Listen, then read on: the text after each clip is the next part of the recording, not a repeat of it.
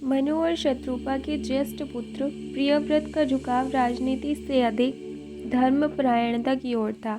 परिणाम स्वरूप उनके छोटे पुत्र उत्तानपाद को पृथ्वी के राजा के तौर पर अभिषिक्त कर दिया गया।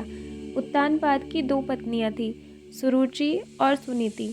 दोनों में सुरुचि अधिक सुंदर थी और राजा उत्तानपाद उससे अधिक प्रेम करते थे। सुरुचि ने जब देखा कि उसका पलड़ा भारी था तो उसने सुनीति को महल से बाहर करके निर्वासित जीवन व्यतीत करने पर विवश कर दिया।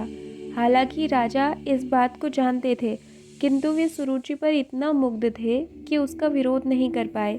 जल्द ही दोनों रानियों ने एक एक पुत्र को जन्म दिया। सुरुचि के पुत्र का नाम उत्तम और सुनीति के पुत्र का नाम ध्रुव रखा गया। ध्रुव यानी जो अड़िग हो। पत्नियों के प्रति उत्तानपाद के असमान स्नेह का प्रभाव पुत्रों के साथ उनके संबंधों पर भी पड़ने लगा। वे ध्रुव की तुलना में उत्तम की अधिक देखभाल करते थे और समय आने पर उन्होंने उत्तम को युवराज घोषित कर दिया। ध्रुव अभी 5 साल का ही था। एक दिन उसने राजदरबार में प्रवेश किया तो देखा राजा उत्तानपाद सिंहासन पर बैठे थे और उत्तम उनकी गोद में बैठा था। ध्रुव ने बहुत समय से पिता का प्रेम अनुभव नहीं किया था। उस प्रेम को फिर से अनुभव करने की लालसा में ध्रुव सोने की सीढ़ियाँ चढ़ने लगा कि तभी सुरुचि की आवाज़ सुनकर वह रुक गया। बालक, तुम किधर जा रहे हो? पिता की गोद में बैठने। उनकी गोद में या उनके सिंहासन पर? सुरुचि नीचे झुकी और उसने ध्रुव के सामने फुफकारते हुए कहा, तुम्हारी नज़रें सिंहासन पर टिकी है। तुम राजा बनना चाहते हो, भूलोक के सम्राट। भूल जाओ बालक, सर्वोच्च स्थान हर किसी के लिए नहीं होता। उसे पाने के लिए उसके योग्य बनना पड़ता है। जो तुम प्राप्त नहीं कर सकते उसकी आकांक्षा मत करो। ध्रुव ने उत्तानपाद की ओर देखा, किंतु उसके पिता चुप रहे। पीड़ा और अपमान से आहत ध्रुव भागा और उसने अपनी माँ की गोद में मुँह छिपा लिया। उसने सुबकते हुए अपनी माँ को पूरी घटना सुनाई। सुनीति की आंख की कोर से आंसू की एक बूंद बह गई। सुनीति ने बहुत पहले ही जान लिया था कि उसके आंसुओं का कोई मूल्य नहीं था। अब पुत्र को भी यही सिखाने का समय आ गया था। सुनीति ने आंसू पोंछते हुए ध्रुव को चूमा। शोक मत करो पुत्र, हम केवल भाग्य को स्वीकार कर सकते हैं। तुमने मेरे गर्भ से जन्म लिया है, इसलिए तुम मेरे दुख से बन चुके हो। किंतु हमारे दुख का कारण क्या है माँ? मैं इसका उत्तर नहीं दे सकती। सब भगवान विष्णु की इच्छा से होता है। संभव है कि भगवान सुरुचि और उत्तम से प्रसन्न है, इसलिए उन्हें हमसे श्रेष्ठ जीवन प्राप्त हुआ है। ध्रुव ने रोना बंद कर दिया। उसने रानी को देखा तो उसकी आंखों में चमक आ गई। भगवान विष्णु जिनसे प्रसन्न होते हैं उन्हें आशीर्वाद देते हैं। हाँ बिल्कुल, इसलिए अपने भाई से शिकायत मत करो। ईश्वर को प्रसन्न करने का प्रयास करो तो तुम्हें भी अगले जन्म में उनकी कृपा प्राप्त हो सकती है। बालक की आंखों में आई चमक और तेज हो गई। ऐसा लग रहा था जैसे ध्रुव की माँ के शब्द उसे सहारा देकर आगे को खींचकर एक ऐसे मार्ग पर चलने को कह रहे थे जो ध्रुव के सामने खुल चुका था। ध्रुव ने सिर हिलाकर हामी भरी। अगला जन्म नहीं, मैं इसी जन्म में भगवान विष्णु को प्रसन्न करूंगा ताकि वे मेरी इच्छा पूरी कर सके। सुनीति की सांसें थमने लगी। उसका 5 साल का पुत्र भगवान को प्रसन्न करने की अनर्गल बातें कर रहा था। क्या चल रहा था उसके मन में? तुम्हारी इच्छा? तुम्हें क्या चाहिए? पिता का सिंहासन या सुरुचि को दंड? नहीं माँ, ध्रुव ने सुनीति को आश्वासन दिया। उत्तम चाहे तो राज सिंहासन अपने पास रख सकता है। यदि मैं भगवान विष्णु को प्रसन्न कर सकता हूँ तो मैं ऐसी वस्तु की क्यों मांग करूँ जो तुच्छ है, क्षणभंगुर है। मैं उनसे कोई स्थायी वस्तु प्रदान करने को कहूँगा। ऐसा वरदान जिसके सामने कोई दूसरा वरदान न हो। ऐसा वरदान जो हर किसी के लिए दुष्कर हो। आपके जीवन में सदा खालीपन रहा है। मैं ऐसा सम्मान पाने के प्रयास करूँगा जो आपको गर्व से भर दे। रानी सुनीति को अपने नन्हे बालक के मुख से निकले शब्दों पर विश्वास नहीं हो रहा था। उसकी दुविधा डर में बदल गई। अपने बालक को खोने का डर, यह डर कि उसका उत्साह उसे कहाँ ले जाएगा। सुनीति ने ध्रुव को रोकने की बहुत कोशिश की, किंतु कोई लाभ नहीं हुआ। ध्रुव अडिग था। वह अपनी माँ से विष्णु को प्रसन्न करने के तरीके पूछने लगा। जब सुनीति उसे कोई जवाब नहीं दे पाई तो वह माँ से आशीर्वाद लेकर चला गया। वन में पहुंचकर ध्रुव को सप्त ऋषि मिले तो उसने उनसे भी वही प्रश्न किया। ध्रुव की माँ की तरह ऋषियों ने ध्रुव को रोकने का प्रयास किया, किंतु वे भी असफल रहे। इतनी कम उम्र में किसी आयु में संकल्प का ऐसा स्तर देखकर उन्हें आश्चर्य हो रहा था। उन्होंने आखिर संवेद स्वर में ध्रुव को बताया कि विष्णु को प्रसन्न करने का सबसे अच्छा तरीका है तपस्या, कठोर तपस्या। तुम शेष वस्तुओं को देखना छोड़कर ही ईश्वर को देख सकते हो। क्या तुम यह कर पाओगे बालक? ध्रुव मुस्कुरा दिया। उसने एक स्थान चुना और ध्यान में बैठ गया। लंबा और कठिन ध्यान। दिन बीते किंतु कुछ नहीं हुआ। उसका शरीर थकने और मनोबल गिरने लगा। उसकी आंखों के सामने सुनीति का चेहरा घूम रहा था, किंतु प्रकृति को पता था कि ध्रुव की खोज कितनी महान थी, उसकी आत्मा कितनी तेजोमयी थी। तभी बालक ने कदमों की आहट सुनी। उसने पीछे मुड़कर देखा तो भगवा वस्त्र पहने एक ऋषि वीणा लिए खड़ा था। जैसे ही ध्रुव प्रणाम करने के लिए उठा, ऋषि ने बालक का मस्तक छू लिया। मुझे तुम्हारे बारे में पता है पुत्र। तुम उन्हें प्रसन्न करना चाहते हो जिनकी उपस्थिति से सारा ब्रह्मांड प्रसन्न हो जाता है, परंतु ग्रीष्म की उष्मा तेज हो गई है और शरद काल में ठंड भी बहुत होगी।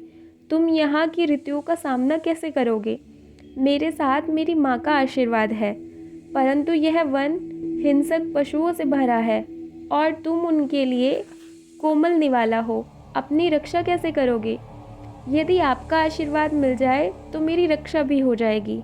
ऋषि हंस पड़े। मैं देख रहा हूँ कि तुम अपने नाम की तरह अडिग हो। मेरा आशीर्वाद तुम्हारे साथ है, किंतु यदि तुम सही मंत्र का उच्चारण करोगे तो जल्द ही नारायण को प्रसन्न कर पाओगे। सही मंत्र?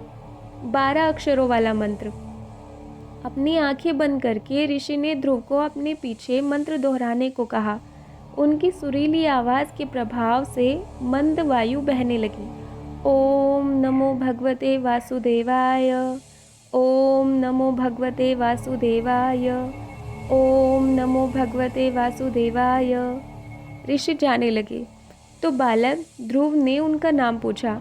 ऋषि मुस्कुराकर बोले, मैं वो हूँ जो सदैव भगवान की स्तुति गाता हूँ। संसार मुझे नारद के नाम से जानता है। मंत्र के प्रभाव से ध्रुव को एक अजीब सी ताजगी का एहसास हो रहा था।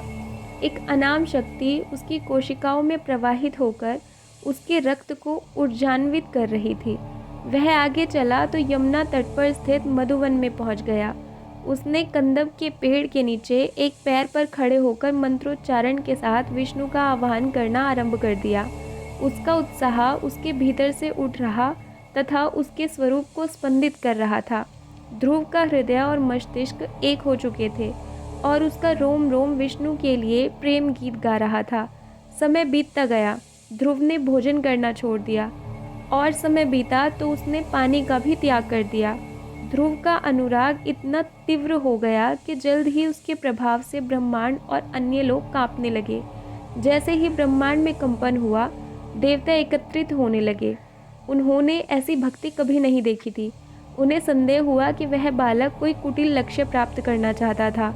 उन्हें भय था कि उसकी सफलता उसे ब्रह्मांड का स्वामी बना देगी और वह देवराज इंद्र का पदच्युत कर देगा। देवताओं ने सर्वसम्मति से एक निर्णय लिया। ध्रुव को रोकना आवश्यक था। ध्रुव के मार्ग में हर संभव बाधा उत्पन्न करने का प्रयास किया गया। देवताओं ने भयानक चेहरे वाले राक्षसों को भेजा। दिन में बाघ दहाड़ते थे और रात में सियार गुर्राते थे। धूप ने ध्रुव के शरीर को झुलसा दिया और वर्षा ने उसकी त्वचा को छलनी कर दिया। यहाँ तक कि इंद्र ने ध्रुव को रोकने के लिए सुनीति का रूप भी धारण किया, किंतु ध्रुव वह टस से मस नहीं हुआ। वह चट्टान बन गया था जिससे टकराकर लहरें केवल बिखर सकती थी। उसके संतुलन के सामने हर शत्रु असफल हो गया। उसकी आंतरिक दृष्टि परमात्मा में विलीन हो रही थी। बालक ध्रुव से डरे हुए देवता विष्णु की शरण में पहुँचे तो विष्णु ने सहजता से उनका भय दूर कर दिया। ध्रुव को भौतिक वस्तुओं की लालसा नहीं है। यदि वह चाहे तो उसे कोई भी वस्तु प्राप्त हो सकती है, परंतु अब समय आ गया है कि मैं उसे वह वस्तु प्रदान करूं जिसका वह सचमुच अधिकारी है। सहसा ध्यानस्थ बालक ध्रुव के चारों ओर सन्नाटा छा गया। पशु, राक्षस, हवा और वर्षा की कोई आवाज़ नहीं आ रही थी। यमुना की लहरों का गीत भी सुनाई नहीं दे रहा था। केवल एक लौकिक स्वर उसका नाम पुकार रहा था, ध्रुव। बालक ने आंखें खोलकर सामने देखा। नीली त्वचा, पीले वस्त्र, सफ़ेद शंख, गुलाबी कमर। ध्रुव की दृष्टि आंसुओं से धुंधली हो गई थी, फिर भी वह एकटक देख रहा था। उस दृश्य को देखकर ध्रुव तृप्त हो गया, फिर भी उसकी देखने की ललक बढ़ती ही जा रही थी। उसके भीतर उत्साह का एक ऐसा संचार हो रहा था जिसे उसने पहले कभी महसूस नहीं किया था। और तभी उसके मुख से 12 छंदों का एक रमणीय श्लोक निकला। उस छंद रचना को संसार ने ध्रुव स्तुति का नाम दिया।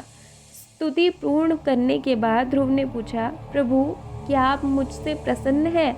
हाँ। क्या मैं आपके चरणों को स्पर्श कर सकता हूँ? तुमने तो मेरे हृदय को स्पर्श कर लिया है। बताओ तुम्हें क्या चाहिए?